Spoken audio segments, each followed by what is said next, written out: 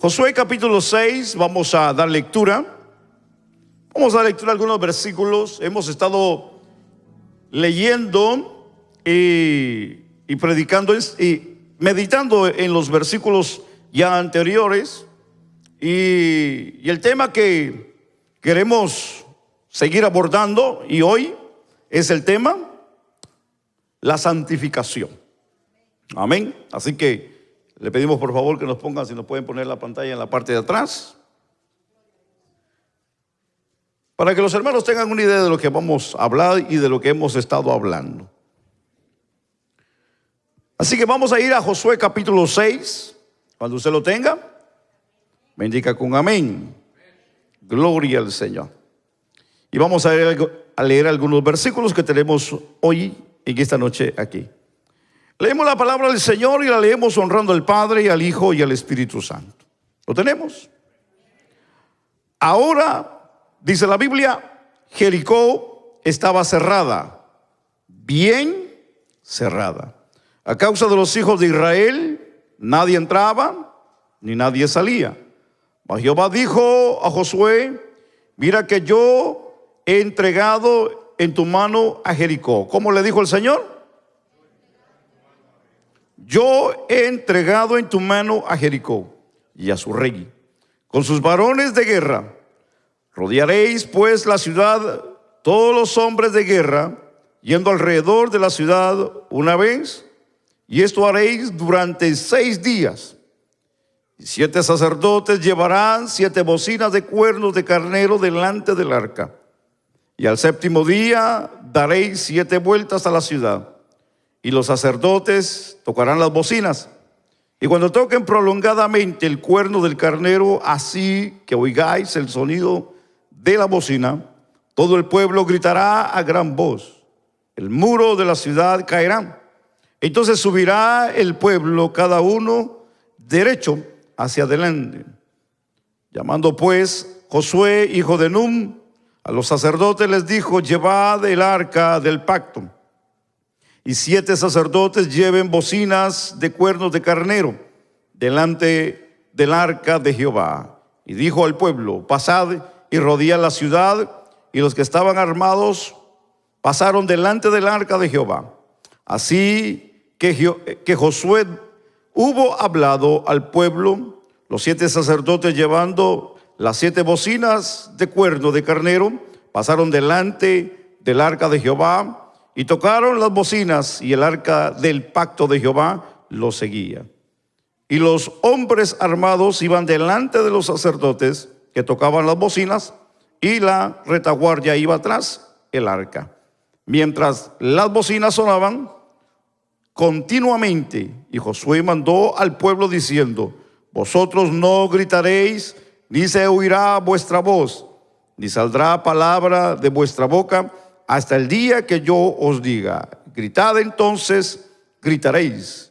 Así que él hizo que el arca de Jehová diera una vuelta alrededor de la ciudad, y volvieron luego al campamento, y ahí, dice la Biblia, pasaron la noche. Dejamos ahí la lectura porque es muy extensa la lectura y ahorita la explicamos un poquito. Oramos, hermanos. Bendecimos el nombre del Señor.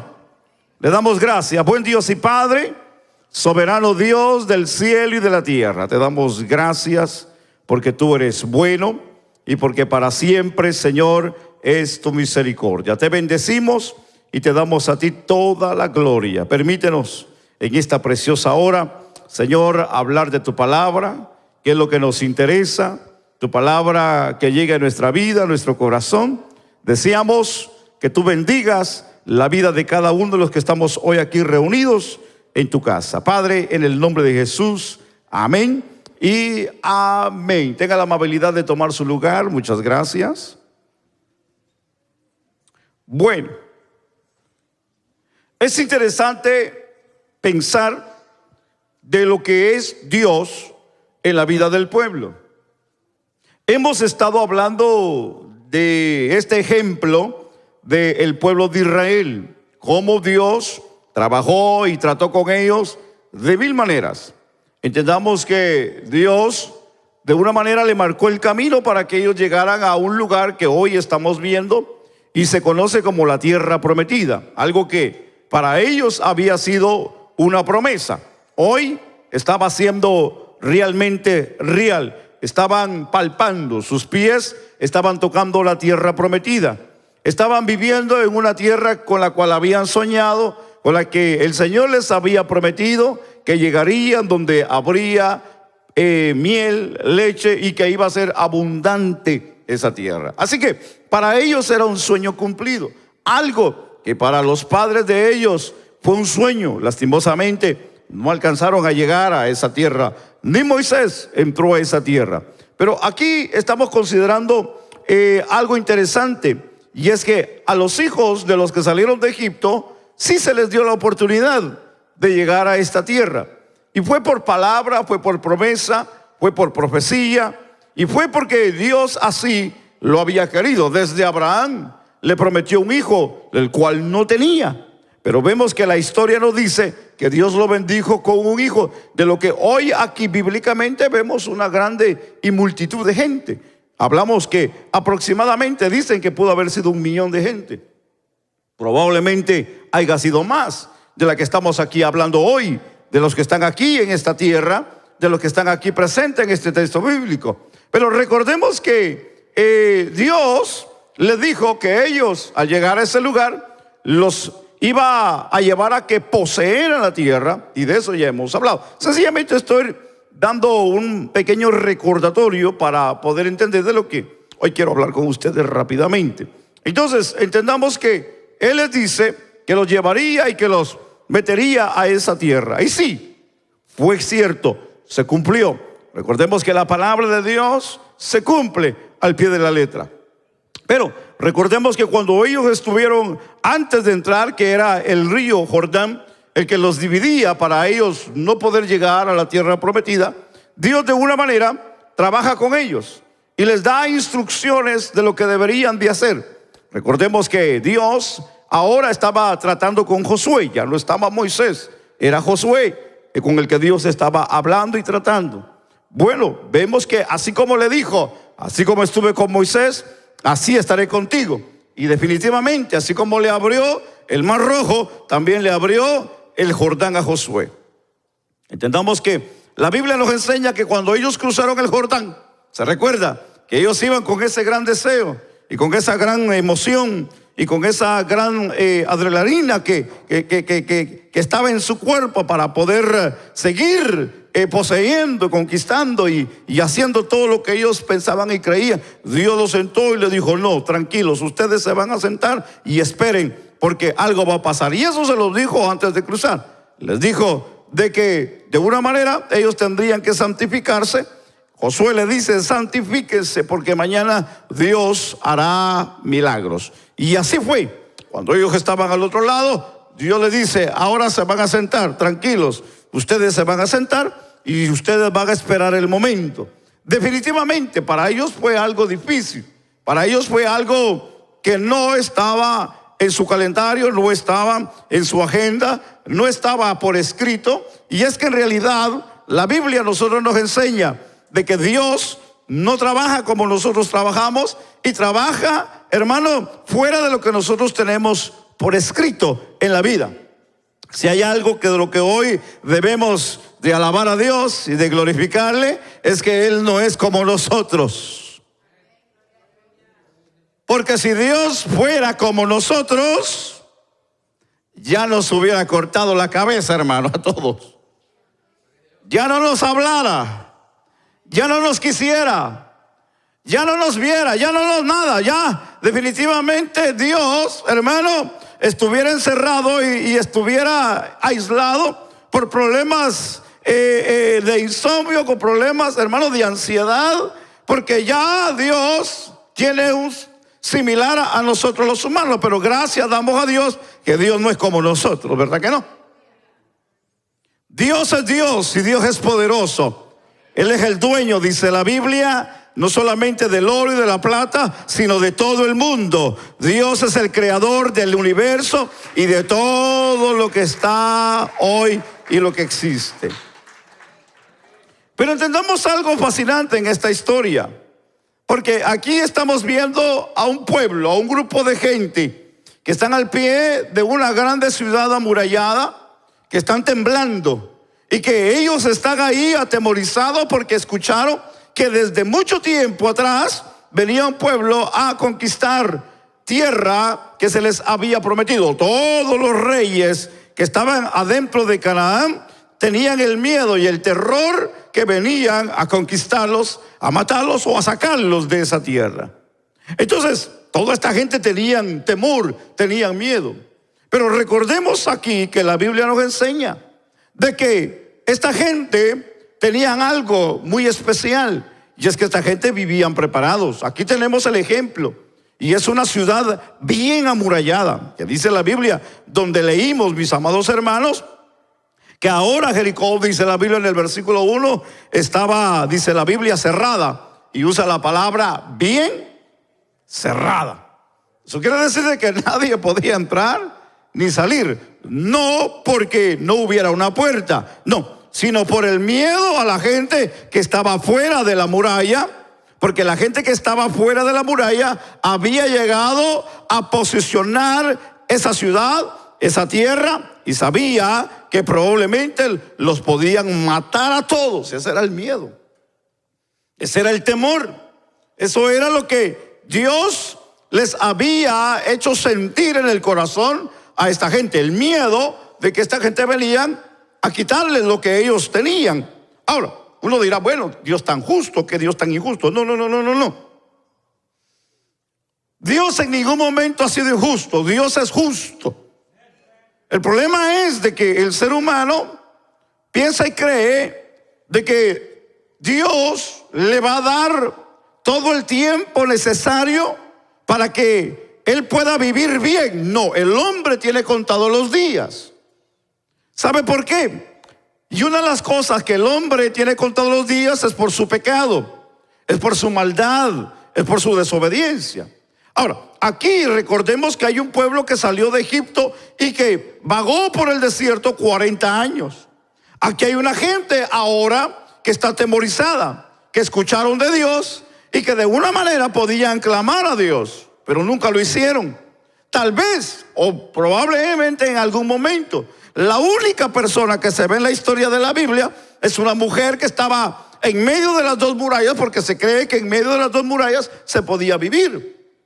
Y hay una mujer que sí dice la historia que le pidió a los espías cuando llegaron a espiar la ciudad de que tuviera misericordia de ellos y que les perdonara la vida, porque sabía que Dios, el Dios del cielo, estaba con ellos. Y les pidió que le prometieran que se salvaría ella y su familia cuando ellos regresaran, porque ella sabía y toda aquella ciudad sabía que iban a llegar en cualquier momento. Aquellos hombres hicieron un pacto con aquella mujer. Bueno, aquella mujer no era de un linaje de rey, no era una mujer de negocio opulente que era tal vez reconocida respetuosamente. No, era una mujer que no tenía respeto para ella. Era una mujer, hermano, que no tenía renombre bueno ni buena reputación. Era una ramera, dice la Biblia. Pero esta mujer se ganó, hermano, la bendición, porque al hacer pacto con aquellos espías que escondió en su casa, que cuando ellos llegaron, la historia dice que cuando entraron Josué, que había prometido que no la iba a tocar ni a los que estuvieran en su casa, Josué prometió, porque cuando ellos entran le dice, maten todo, destruyan todo, menos la casa de la ramera.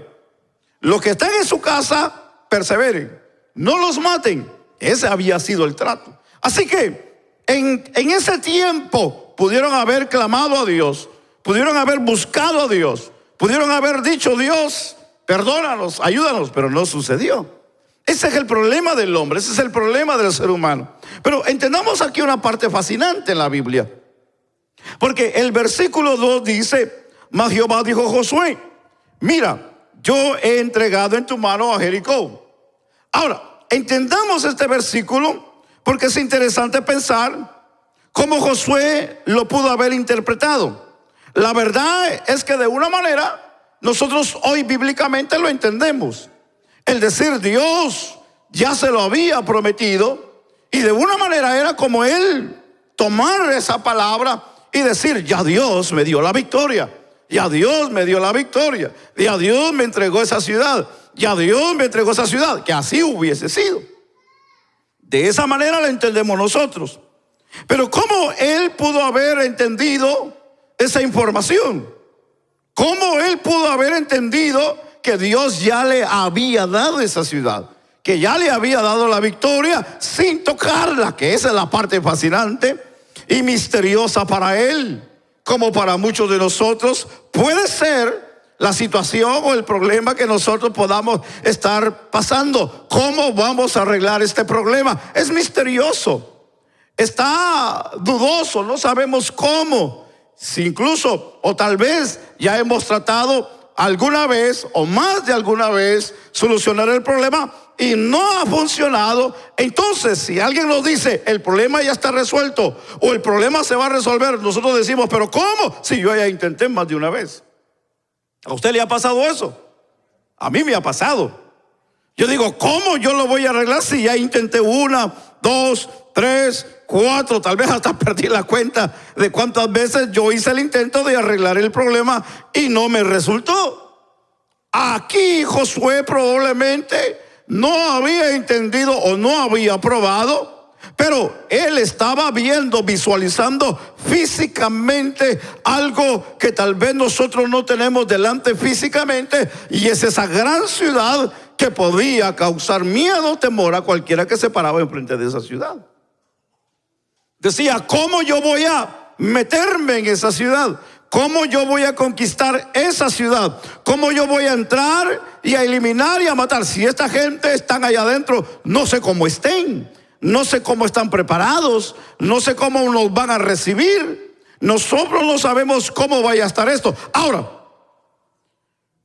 Dios aquí, de una manera, le da más información. En el versículo 3 en adelante, fíjese que es interesante la información que Dios le da, y donde prácticamente le dice: este es el plan de ataque. Así que para Josué era difícil el poder entrar, penetrar y llegar al otro lado y poder tomar posesión de aquella gran ciudad. Entonces él en sí no tenía una forma de cómo poder atacar, un plan, no tenía un plano, no tenía un plan. Pero en el versículo 3, mire lo que dice la Biblia. Dios le da la información y le da el plan, cómo va a atacar.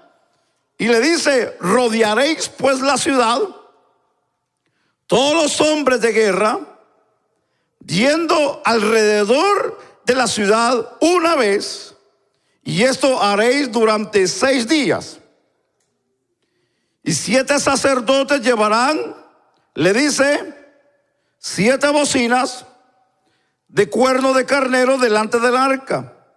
Y al 7º día, le dice: daréis 7 vueltas a la ciudad, y los sacerdotes tocarán, ¿qué dice? Las bocinas. Y dice: y cuando toquen prolongadamente el cuerno del carnero, así que oigáis el sonido de la bocina, todo el pueblo gritará a gran voz, y el muro de la ciudad caerá. Entonces subirá el pueblo, cada uno derecho hacia adelante. Fíjese el plan que Dios le da a Josué. Y el plan que Dios le da a Josué se ve como una forma absurda. Bueno, hermano, yo he escuchado he leído muchos comentarios, he escuchado muchas predicaciones, y probablemente ustedes han escuchado muchas predicaciones de estos versículos, estudios. Y es fascinante cómo Dios, hermano, le quiere resolver la vida a Josué. Pero aquí hay algo que a mí me llama la atención, y es entender a Josué. Porque si hay algo que debemos de visualizar aquí, es el pensamiento de lo que Josué está pensando. Y tal vez no solamente de Josué, sino también de la gente que está con ellos. Y estamos hablando del pueblo, estamos hablando de los guerreros. Porque la solución o el plan que le da aquí para poder conquistar, ¿cuál es? Que le dice que rodearéis la ciudad ¿durante qué? 6 días. Y al 7º le dice: van a dar la vuelta otra vez. Y después que terminen la séptima vuelta, van a dar otras 7 vueltas. En total, ¿cuántas serían? 14 vueltas. Entonces, ¿qué es lo que está pasando aquí? Ellos vienen ahora y dicen, y no solamente eso le dice, sino le dice, llevarán sacerdotes y llevarán bocinas de los que van delante de los que llevan el arca, porque el arca para ellos fue bien importante.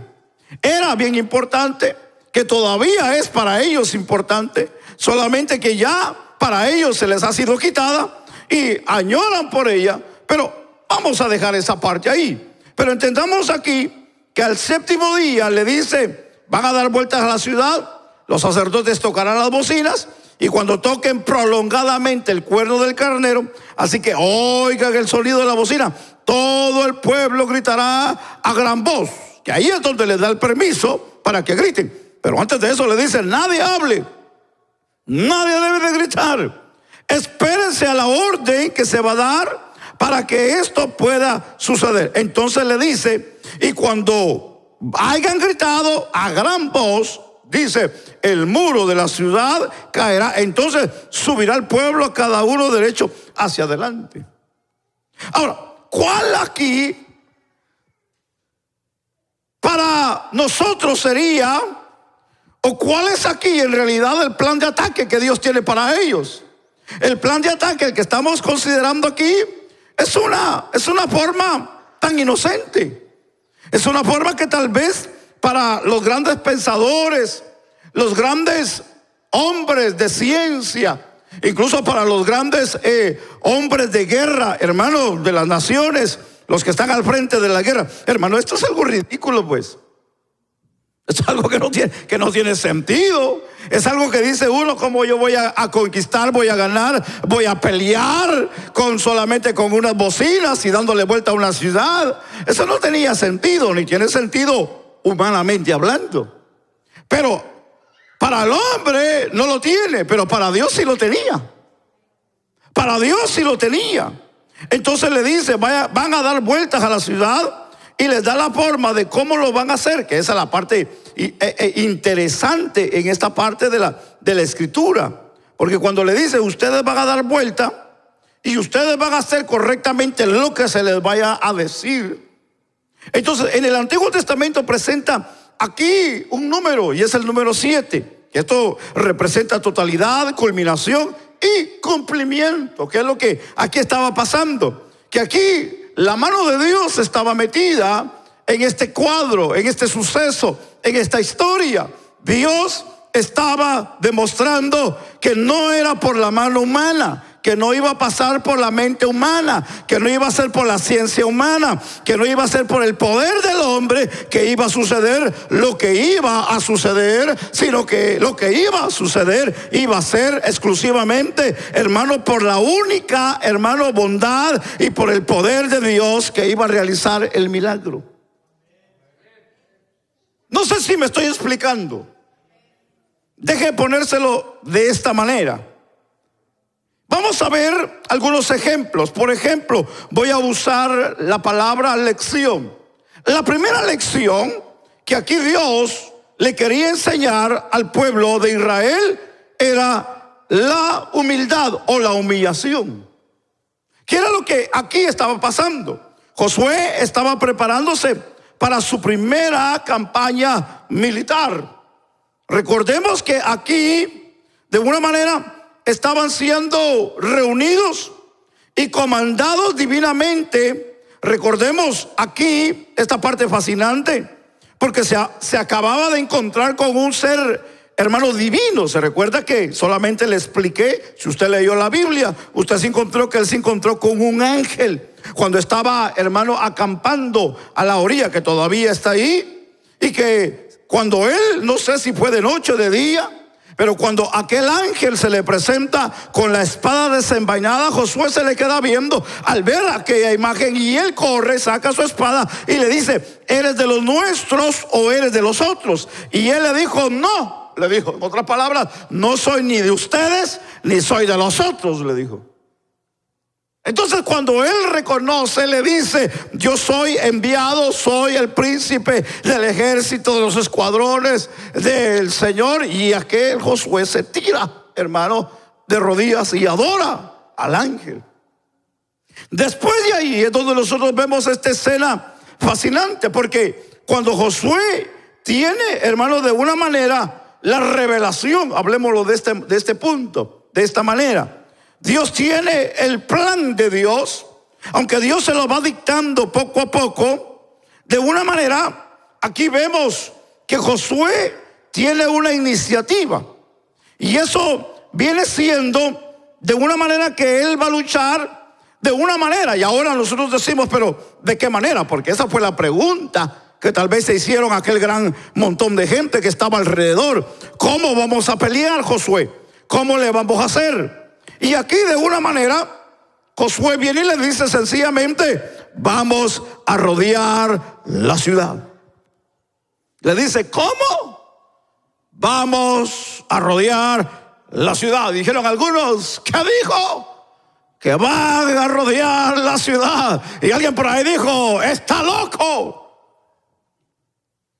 ¿Cómo que vamos a rodear la ciudad? Sí, vamos a rodear la ciudad.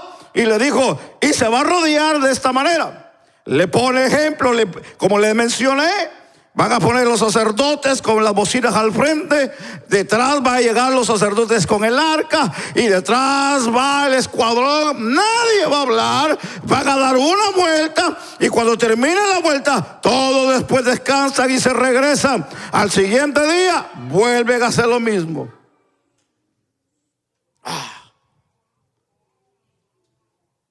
Esto fue como un golpe al corazón, como una bofetada.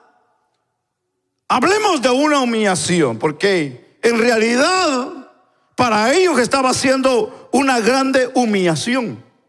Para Israel esto era humillante, de que Dios les estaba diciendo que iban a conquistar solamente caminando, que iban a ganar la batalla rodeando la ciudad. Esto es de locos. Esto es algo que la ciencia, que el hombre, que el intelectual, hermano, no entiende. ¿Cómo es que decir que Dios me va a dar la victoria, me va a bendecir, sencillamente con el hecho de yo hacer o detenerme y hacer algo que para la ciencia no sea correctamente? Esto es de locos. El creer, hermano, que Dios ya está haciendo el favor y el milagro a favor de nosotros.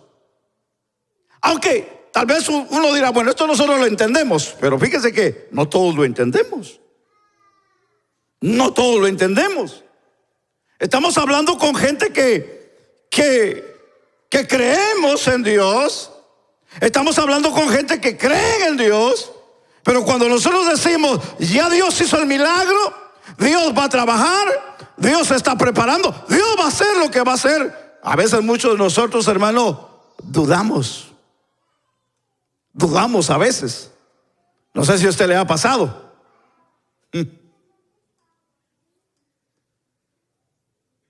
Yo les he hablado a ustedes un poco de lo que a mi abuela y a mí me pasó, que fuimos los más afectados del terremoto del año del 1976. Mi abuela fue más lastimada que yo, porque ella quedó prácticamente en silla de ruedas. Aunque no se le daba ninguna esperanza que ella se sentara en silla de ruedas, el médico dijo: esta señora nunca más se va a levantar. Se le quebraron, hermano, tal vez como unos 100, 200 huesos a la señora. No había forma de poder ayudarla. No sé qué fue, le pusieron, no sé si fueron huesos humanos, fueron plásticos o platinos, no sé qué le pusieron. Pero le reemplazaron muchos huesos. Y una de ellas, hermano, una parte que estaba más afectada era la espina dorsal. El médico dijo: no va a vivir, nunca va a poder pararse, nunca va a poder estar en silla de ruedas, nunca va a poder valerse por ella misma. Eso fue lo que dijo el médico. Porque el médico, el que la atendió, era un extranjero y se dio cuenta que el terremoto la había aplastado, hermano. Sí, los médicos y la gente en el hospital ya la daban por muerta, porque en aquel entonces los que habían muerto, si el terremoto devastó, hermano, casi todo el país. La historia dice que, hermano, en pozas enterraban a la gente. No sé si tal vez usted escuchó eso en algún momento de la vida. A ella, cuando la llevaron los bomberos, los paramédicos al hospital, no la metieron a un cuarto, no la pusieron en una cama. A ella la pusieron en una banqueta en la calle para que alguien la pudiera atender, de todos los que estaban adentro de los hospitales, hermano. Y los que ya no tenían espacio para entrar, los daban por muertos. Quiere decir que a mi abuela, que nunca, puedo decir, no es que nunca, no, casi todo el tiempo que estuvo afuera, nunca alguien la vio. Estamos hablando de muchos días. De muchos días. Si los únicos que estaban ahí al lado de ella era un hijo. Pero nadie se acercó por días. En otras palabras, le dijeron: ya esa señora se murió. Pero había un hijo que ella decía: no, ella todavía está viva, ella todavía respira, hagan algo. Y fíjese cómo es Dios en esa parte. Porque cuando estuvieron pidiendo que alguien interviniera, alguien llegó afuera y la atendió en la calle. Y en la calle ahí es donde le da de una manera el visto, que dicen: todavía está viva, vamos a meterla. Y la atendieron. Y cuando se dieron cuenta que ella ya no tenía solución, digo: no podemos hacer nada. Pero el hijo le insistió y le dijo: todavía se puede hacer algo. Y ellos dijeron: vamos a tratar la manera de hacer algo, pero no podemos ayudarle o darle una solución. El problema es de que a ella la operan porque era la única solución, esperando que se iba a morir. Hermano, le cambiaron saber cuántos huesos a la viejita. Dijeron que no se iba a levantar.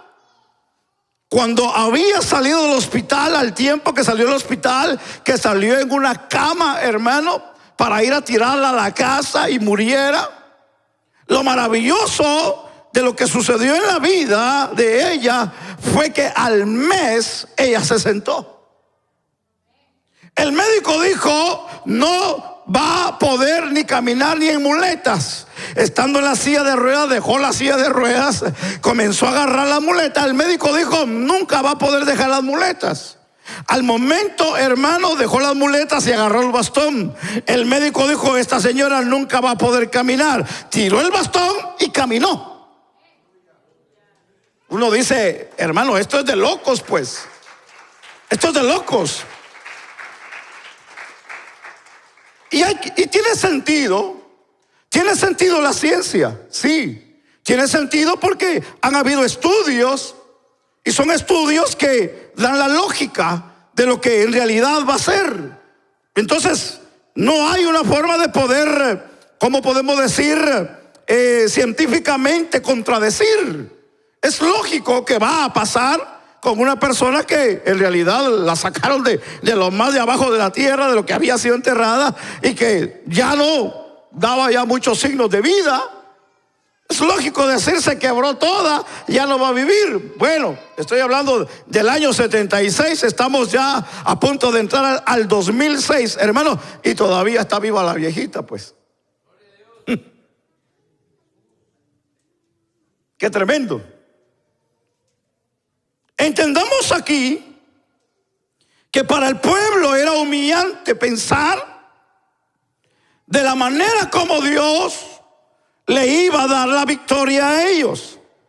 Ahora, en esta parte que estamos entendiendo, entendamos que Dios aquí de una manera les está enseñando a ser humildes, a ser obedientes. Y cuando pasa en el segundo día, que ellos de una manera miran a Josué y le preguntarían probablemente: ¿y ahora qué hacemos? den otra vuelta a la ciudad de nuevo, que al terminar, que de una manera regresaran al campamento, ellos solo recibirían la información día a día solamente. Sin embargo, esto de una manera se agrava por el hecho de que al final del día ellos regresaban al campamento y los muros seguían ahí intactos. Ahora, esta parte es desesperante, porque el que uno quisiera hacer algo para lograr algo en la vida, que eso es lo que debemos de entender, porque hay cosas que Dios nos da a nosotros que hagamos en la vida. Y a Dios le toca su parte que hacer, pero hay cosas que Dios nos permite que nosotros tenemos que hacer, porque hay algo que debemos de entender, que Dios no va a hacer todo por nosotros en la vida. De eso tenemos que dejarlo claro.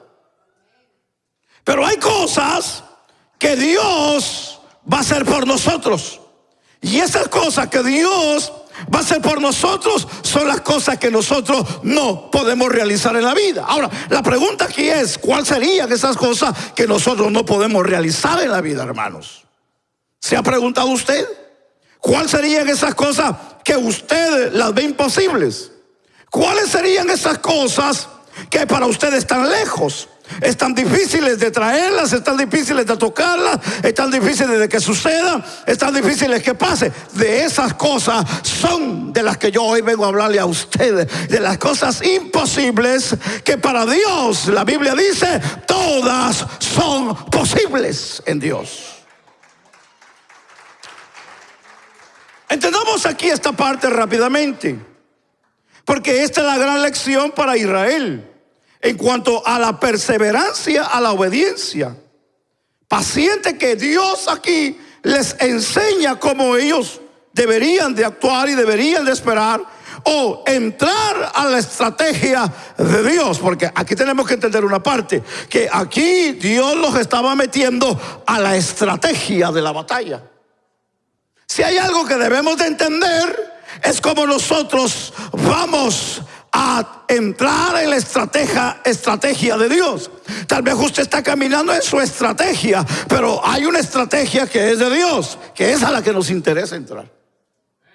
Porque en la estrategia de Dios, Dios tiene su forma, su estilo, su tiempo, y de una manera cómo Dios va a efectuar el milagro. Si hay algo que a mí me preocupa, hermano, es quedarme adentro o no salirme de la estrategia de Dios. A mí me preocupa salirme de la estrategia de Dios. ¿Sabe por qué? Porque al salirme de la estrategia de Dios, entonces yo vengo a ser perdedor en la vida. Entonces, ¿cuál es la forma de mantenernos bendecidos, en victoria y poder gozar de lo que Dios tiene para nosotros? Es estar dentro de la estrategia de Dios. Ahora, entendamos aquí algo fascinante de esta parte, porque ahora aquí hay una dimensión en esta situación. Y miren la manera en que la gente debía de caminar alrededor de la ciudad. El versículo 10 dice: y Josué mandó al pueblo diciendo, y vosotros, le dice, no gritaréis, ni se oirá vuestra voz, ni saldrá palabra de vuestra boca hasta el día que yo os diga, gritad. Entonces le dijo, gritaréis. Esto es una cosa, ¿cómo podemos decir, hermanos? ¿Cómo le podemos llamar a esto? Obediencia. La segunda, aquí podemos decir, la segunda lección que Dios le está dando a Israel es la obediencia. Y es que les está diciendo, en otras palabras, ustedes tienen que caminar bajo esta obediencia. Pienso que Dios estaba indicándoles a los israelitas que debían de confiar en Él en el silencio. Porque si hay algo, hermano, que nos va a ayudar a nosotros, cuando Dios nos dice tranquilos, es cuando nosotros debemos de callar en la vida. Si hay algo que Dios quiere que nosotros aprendamos, como dice el Salmo 46:10, estad quietos y conoced que yo soy Jehová. Si hay algo que nosotros debemos de aprender, hermano, es quedarnos callados. Cuando Dios nos dice, siéntate, hermano, sentémonos mejor. Cuando Dios nos diga, mira, ciérrate la boca, cerrémonos la boca, hermanos. Cuando Dios nos diga, mira, mantente tranquilo, mantente humilde. Ay, es que Dios, mira lo que me hicieron, mira Dios lo que está pasando, mira Dios lo que está sucediendo. Tranquilo, porque mía es la venganza, dice Dios. Tranquilo, porque yo peleo por ti. Tranquilo, porque yo voy delante de ti. Tranquilo, porque yo entiendo el problema, la situación.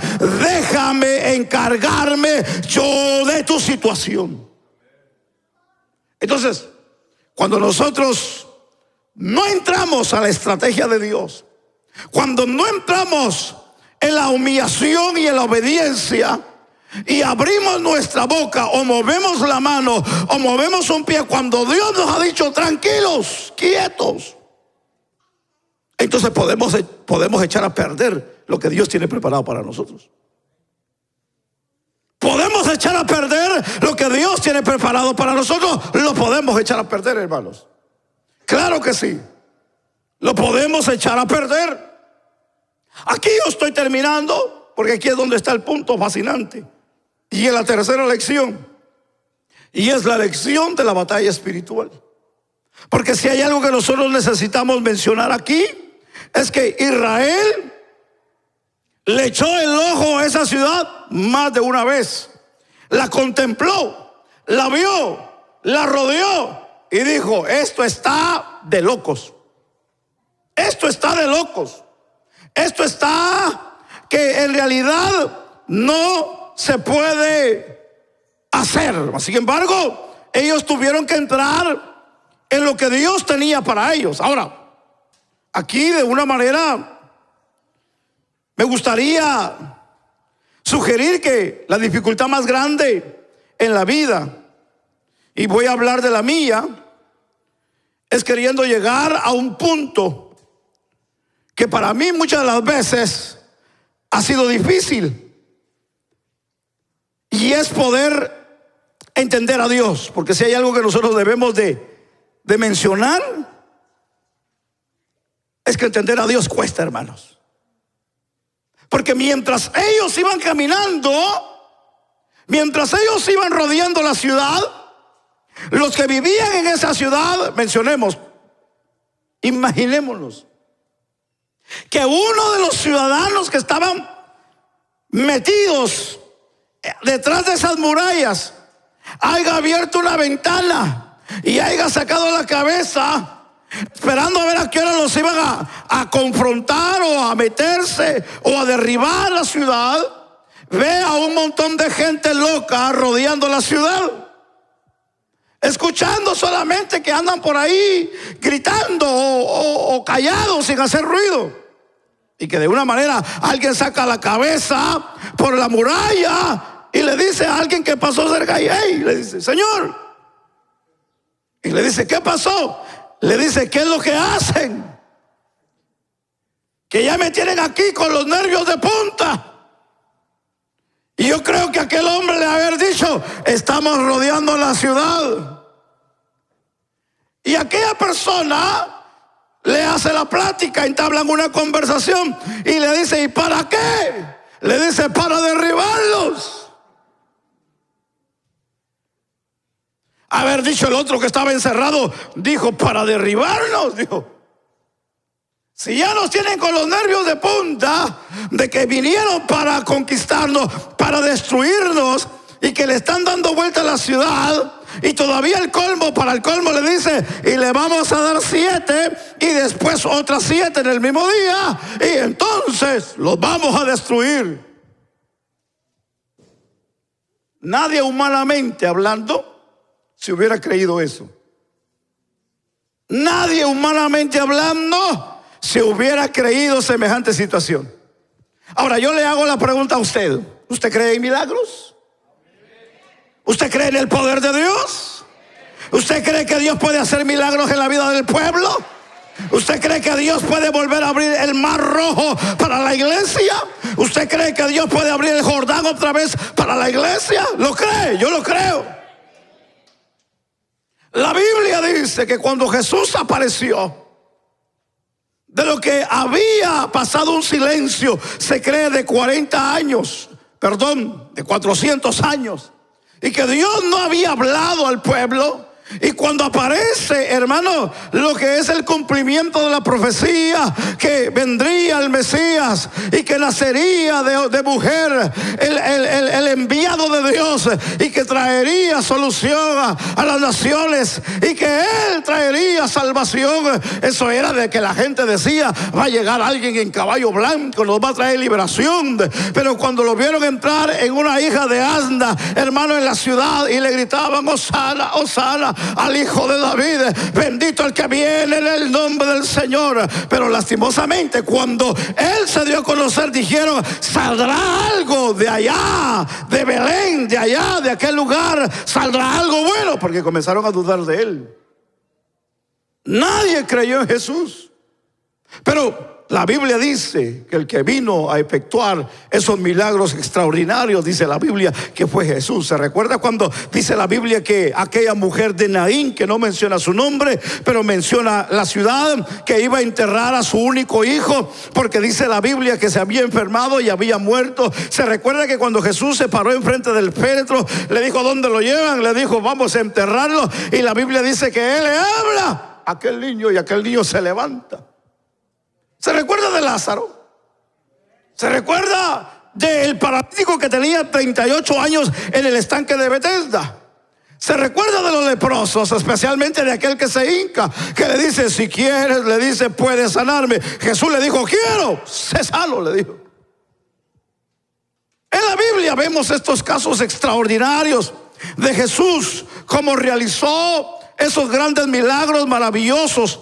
Porque si hay algo que debemos de mencionar hoy aquí, es cuando Dios comienza a trabajar con la vida de Israel. Ahí es donde Dios comienza a obrar, cuando ellos comienzan a entender que por la mano del hombre es imposible hacer el milagro. Si hay algo que la Biblia a mí me enseña, que Josué le dijo al pueblo: santificaos, porque mañana Dios hará milagros. Si hay algo que mueve la mano de Dios para hacer milagros, es cuando un pueblo se humilla delante de Dios.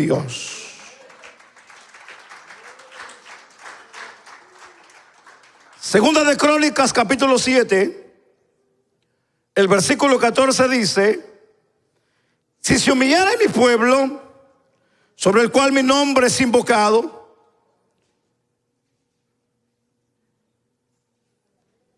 y oraren y buscaren mi rostro, y se convirtieren de sus malos caminos, entonces yo iré desde los cielos y perdonaré sus pecados.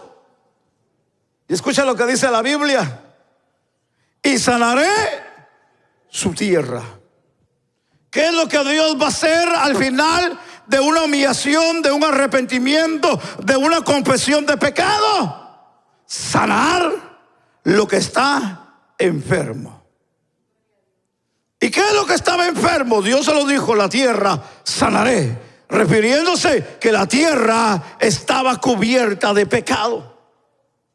Pero hoy entendamos el cuadro para nosotros, porque si la Biblia hoy nos enseña a nosotros que el Señor está dispuesto a sanar, yo creo en esta noche que Dios puede sanar lo que yo necesito de parte de Dios, un milagro.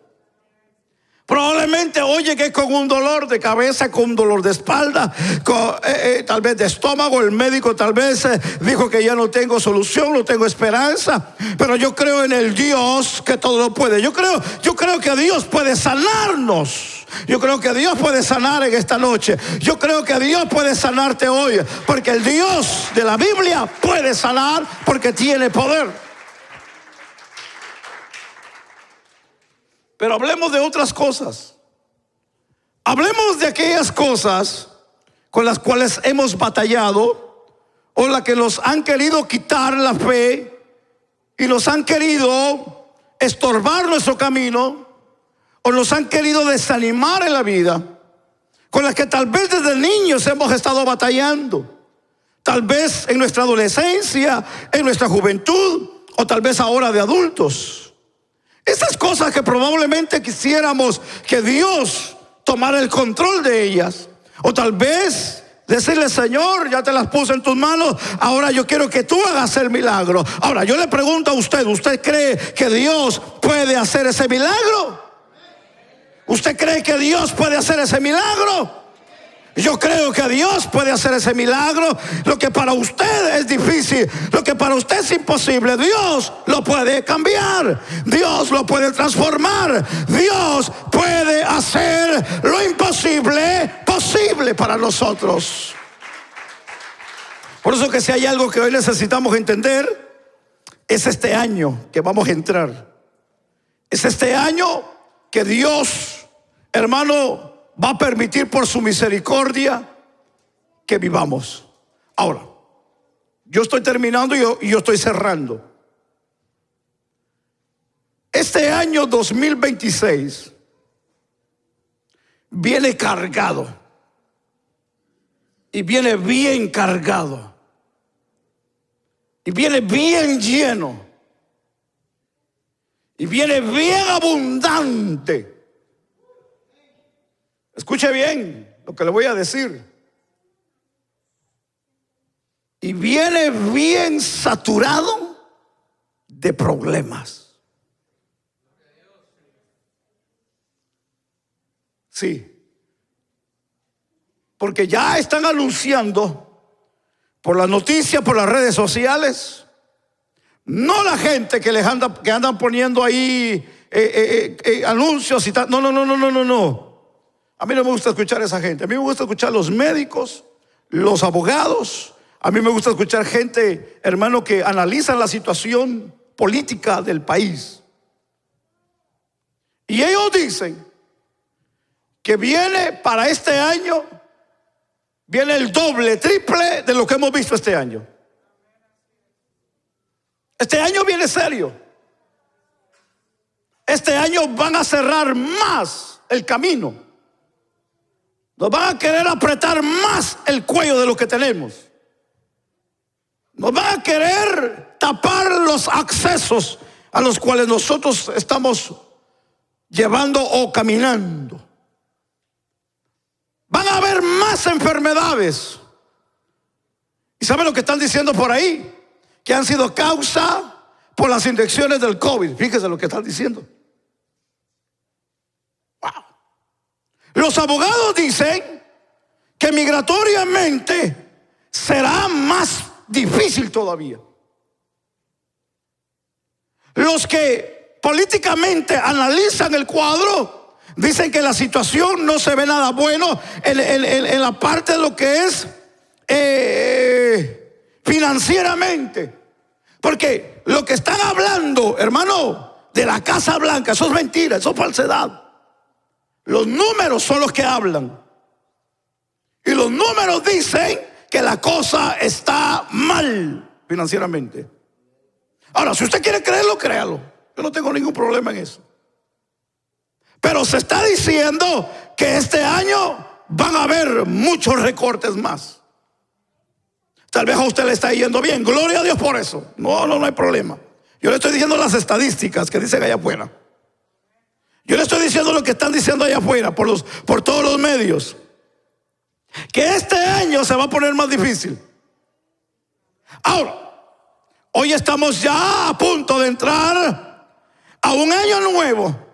Estamos a una puerta, pues, hermano, frente a una puerta para dar el paso y entrar, para que se active todo lo que probablemente se está diciendo. Dios quiera que no pase lo que se diga. Pero nosotros no podemos estar, hermano, metidos en una burbuja de que nada de eso pueda pasar. Porque este año no esperábamos tantas cosas de lo que han pasado y de lo que todavía no se termina, porque todavía faltan unas horas para que termine, pues. Pero si hay algo que hoy la Biblia a mí me enseña, es, hermano, a estar callado, a estar quieto, a humillarme para que Dios sea exaltado, para que Dios sea glorificado, para que Dios haga el milagro en mi vida, para que Dios suelte lo que tiene que soltar a favor de mi vida. Y ahí no entra, hermano, quien se oponga. Ahí no hay diablo, ahí no hay demonio, ahí no hay infierno, ahí no hay político, ahí no hay nadie quien pueda parar. Tal vez se vaya a levantar, tal vez nos vaya a amenazar, pero recuerde que con nosotros hay alguien más grande y se llama Jesucristo, el Hijo de Dios, que ya venció en la cruz del Calvario por cada uno de nosotros. ¿Alguien lo puede creer en esta noche?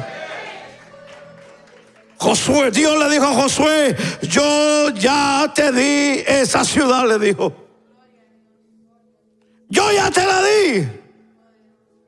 Ahora le dijo: pero mira, vas a hacer algo, porque la Biblia dice que estaba bien cerrada. No importa con cuántos candados cierren la puerta, no importa cuántas murallas estén al frente, no importa cuántos enemigos hayan en contra tuya, no importa si el infierno se abre en contra tuya, no importa si el cielo se abre en contra tuya, no importa que se levante quien se levante, te tiren misiles, te tiren bombas, tiren aviones en contra tuya. Recuérdate que tenemos, aleluya, la armadura de Dios. Tenemos de parte de Dios la fuerza, el poder, aleluya, que Dios envía a favor de su pueblo. Yo no sé si usted lo cree en esta noche. Por eso que hoy yo he creído que este año será un año de santificación, porque si hay algo que los problemas nos van a aventar, es a santificarnos, es a buscar de Dios. Pero no tengas miedo, porque Dios va a pelear tu batalla, porque Dios va a pelear tu batalla, porque Dios va a pelear tu batalla. Este año será un año de milagros. Este año será un año de milagros, yo lo creo. Yo no sé usted, pero este año será un año de milagros. Y ya están aconteciendo, ya están aconteciendo. Los milagros ya están aconteciendo. Escuchó lo que dijo el hermano hace un rato, ¿verdad? Eso no estaba en el programa. Él dijo: yo quiero una parte. Bueno, se le dio la parte. Gloria a Dios. Porque lo que para nosotros es imposible, para Dios es posible. Tal vez tu caso familiar se vea difícil. Tal vez tu caso financiero se vea difícil. Tal vez tu caso migratorio se vea difícil. Tal vez tu caso social se vea difícil monetariamente. Pero hoy entendamos que Dios tiene el poder para hacer el cambio. Tal vez para el mundo sea loco, tal vez para la gente sea loco, sí, porque eso fue lo que sucedió aquí.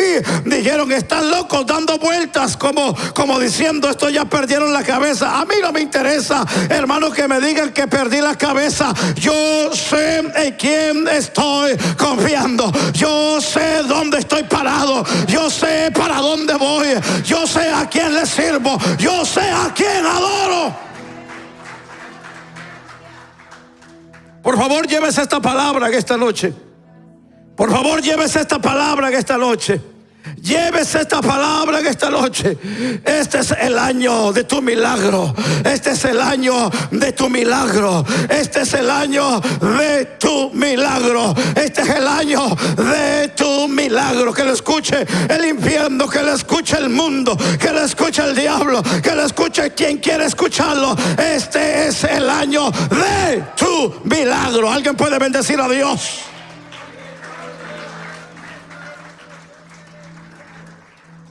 Porque si hay algo que Dios quiere, es que nosotros cerremos la boca ante cualquier situación, Aleluya. Si hay algo que debemos de hacer, es adorar el nombre del Señor. Si hay algo que debemos de hacer, es bendecir el nombre del Señor. Si hay algo que hay que gritar, es que Él es grande, que Él es poderoso, que Él es rey, que Él es soberano. Le dijo: cuando hayan dado 7 y las otras 7, entonces gritad, alzad la voz y corrad y conquistad, que esa es la orden de Dios. Vamos a conquistar, vamos a poseer en el nombre que es sobre todo nombre. ¿Alguien puede bendecir a Dios? Vamos, póngase sobre sus pies en esta hora.